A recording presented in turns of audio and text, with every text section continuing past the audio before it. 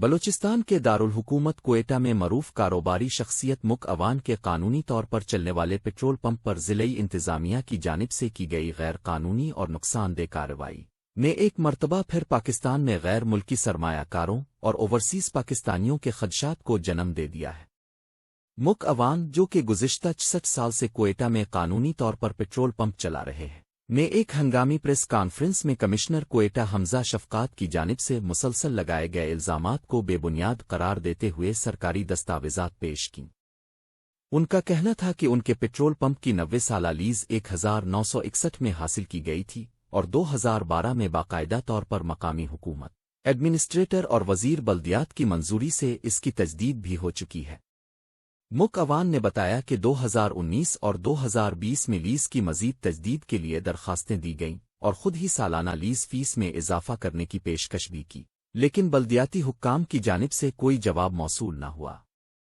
اس دوران Balochistan high court نے بھی فیصلہ دیا کہ لیز کی تجدید کی جائے، مگر اس پر بھی عمل درآمد نہ کیا گیا۔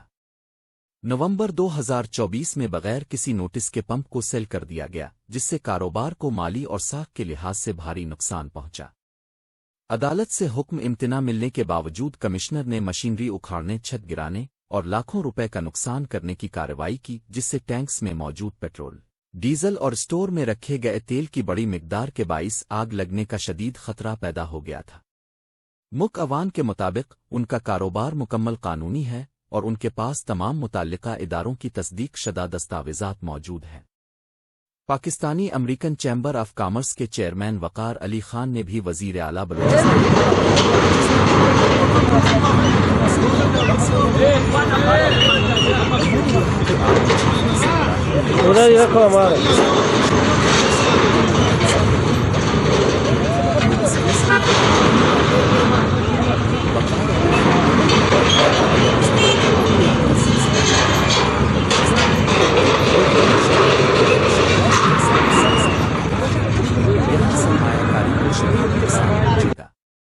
ایسے واقعات نہ صرف پاکستان کی ساکھ کو متاثر کرتے ہیں بلکہ اوورسیز پاکستانیوں اور غیر ملکی سرمایہ کاروں کو پاکستان سے دور کرنے کا سبب بھی بنتے ہیں۔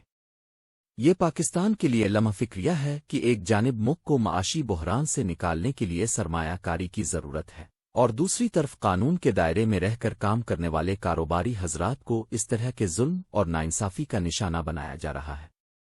چیئرمین PACC نے مطالبہ کیا ہے کہ اس معاملے میں انصاف فراہم کیا جائے، مالی نقصانات کا ازالہ کیا جائے اور ایسے اقدامات کیے جائیں کہ اوورسیز پاکستان میں سرمایہ کاری کو محفوظ اور پرامن سمجھیں۔